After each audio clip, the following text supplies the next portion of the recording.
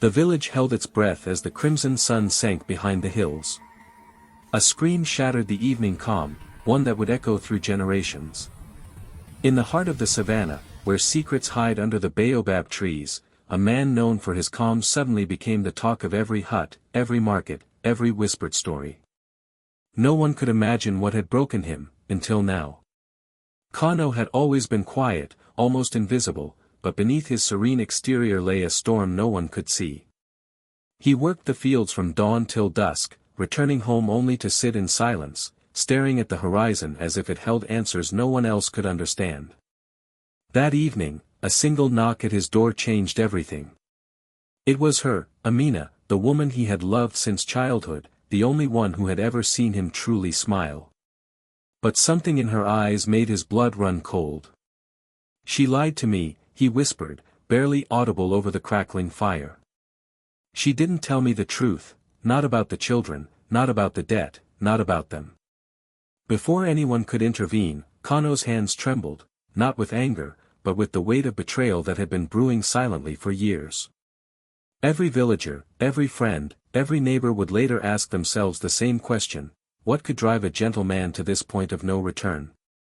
And in that moment, under the dying sun and the whispering winds, the unthinkable began to unfold. The night had fallen like a heavy curtain over the village, swallowing the faint glow of lanterns and hiding the secrets of those who lived within. Kano's small hut felt colder than the savanna beyond, every creak of the wooden roof, every whisper of the wind seemed to echo his inner turmoil. He didn't notice the sweat sliding down his forehead or the trembling of his fingers. His mind was elsewhere, lost in the labyrinth of truths he had only just discovered.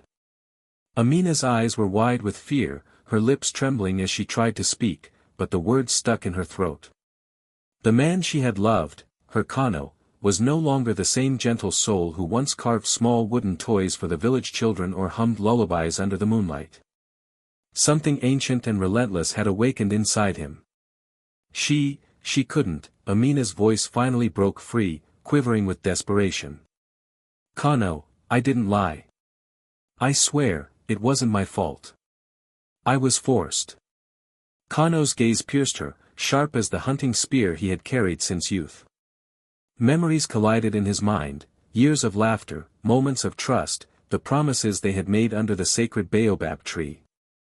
And then, hidden like venom in the soil beneath their feet, the betrayal.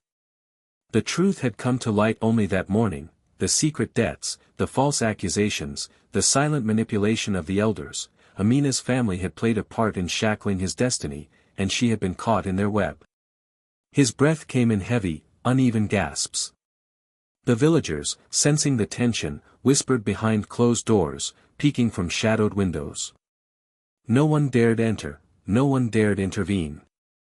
The air itself seemed to hold its breath. Even the animals of the night, the jackals, the owls, the restless hyenas, paused as if they sensed the storm brewing inside Kano. And yet, amid the rage and the heartbreak, a part of him still remembered love. A part of him still wanted to reach out, to hold her, to beg for understanding. But the deeper, darker part, the part that had been molded by years of silent suffering, was louder. It demanded justice, demanded vengeance, demanded the truth be recognized. Amina stepped back, tears streaming down her face, her hands trembling as if holding on to fragile hope. "Please, don't let this end like the stories you tell the children, please, Kano. Listen to me." But the man before her was no longer the boy who had once climbed the baobab to hide from storms. He was a man consumed by shadows he could no longer control, a man caught between love and fury, between mercy and wrath. The fire crackled, throwing flickering light across the walls, and for a moment, it seemed as if time itself had paused. Every heartbeat was a drum of suspense. Every silent second stretched like a rope tightening around the village's fate. And then, in the quiet before the storm, Kano took a step forward, slow, deliberate, unstoppable, and the night waited for the first irrevocable move. No one in the village would ever forget the tension of that moment, the raw emotion that hung heavier than the humid African air, nor the feeling that something unforgivable was about to unfold. And somewhere, deep in the darkness, the baobab tree outside whispered secrets of its own, secrets that might hold the key to why love and betrayal could coexist in the same heartbeat. Kano froze mid-step, the firelight casting jagged shadows across his face. Amina's tears reflected the flames, shimmering like fragile glass about to shatter. But before he could act, a soft, deliberate voice echoed from the doorway. "Kano, wait." It was little Tay, the village boy he had once mentored, clutching a small bundle wrapped in cloth. "I found this near the river," he said, trembling. He unwrapped it slowly.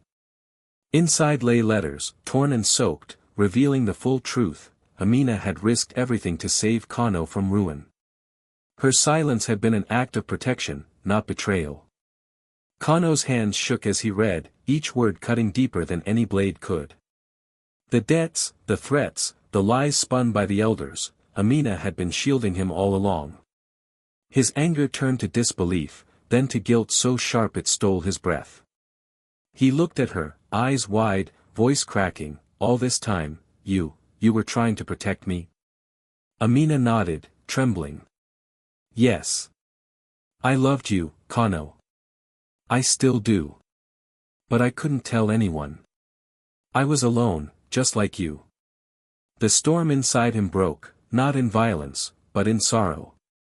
He fell to his knees, holding her hands, his tears mingling with hers. The village, once frozen in fear, now felt the weight of relief wash over them. The darkness that had threatened to consume them all dissipated, replaced by the fragile, trembling light of understanding. Kano rose, gazing at the horizon where the first hints of dawn crept over the hills. The anger, the rage, the almost catastrophic judgment, had all been for naught. He realized that sometimes the greatest battles were not against others, but against our own assumptions, our own pride, and the shadows we let grow in silence. Amina's whisper broke the quiet, "If only we had spoken sooner." He smiled, a mix of sorrow and love, then the world would have known, that even the strongest hearts can break, and still forgive. The village slowly returned to life, the whispers now tales of relief and awe rather than fear. And under the old baobab tree, Kano and Amina stood together, a symbol of trust reclaimed, of love surviving in the face of misunderstanding. Moral: sometimes, the darkest moments reveal not betrayal, but courage and sacrifice. True understanding comes only when we pause, listen, and see the heart behind the actions, because love and truth, though hidden, always find a way to shine.